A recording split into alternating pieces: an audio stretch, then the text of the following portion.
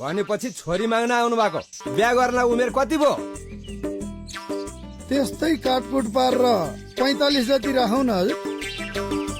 अझै 2-4 वर्ष पुर्या भए त वृद्ध भत्ता आउँथ्यो नि। 2 पैसाको आम्दानी छैन। तल्ला घरको गोकर्णी अस्ति मात्र मलेसिया गएको 2 लाख पठाइसक्यो रे। त्यसको स्वास्नीले 5000 को रातो साडी लाएर लरक लरक पार्दै हिँडेकी छ। तिमीले देखेछौ? हो र? कहाँ हिँडेको नि खाना छोडेर? त्यसको साडी हेर्न जान लागेको नि।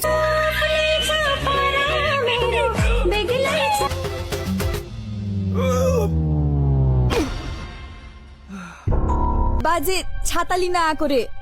छाता लिएर माथिबाट हामफाल्नलाई जङ्गबहादुर हो रे यो। प्रभु रामलाई हेर, उहाँले बिहा नगरेको भए रावण आउँथ्यो, सीता मातालाई हरेर लान्थ्यो।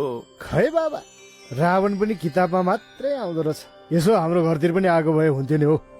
रावण आउनलाई स्वास्नी पनि सीता जस्तो हुनु पर्यो नि मरा।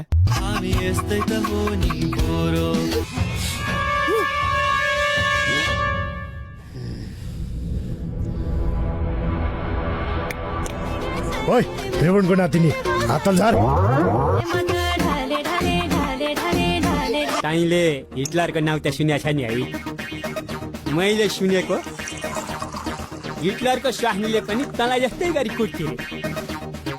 एक दिन हिटलरले यही रक्सी खाएर स्वास्नी कुट्न थालेको, सारा संसारलाई कुट्दै भ्यायो कि भ्याएन?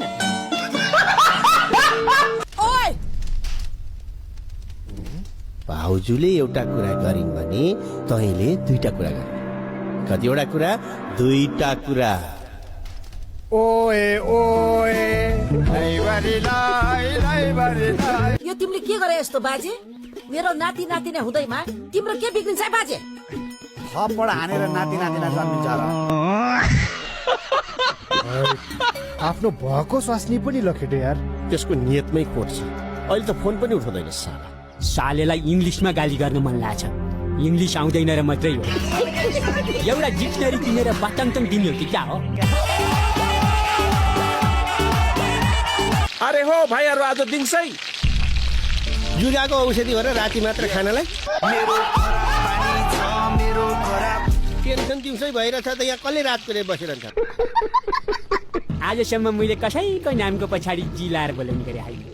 तपाईँलाई मात्रै हो साउ जी। अबदेखि आइन्दा त्यो राजाको नाम लिनुभयो भने नि गाली गर्दा पछाडि लाउने जी हुन्छ नि, हो त्यो जी लाएर बोलाउनु पर्यो। धेरै पछाडि आफ्नै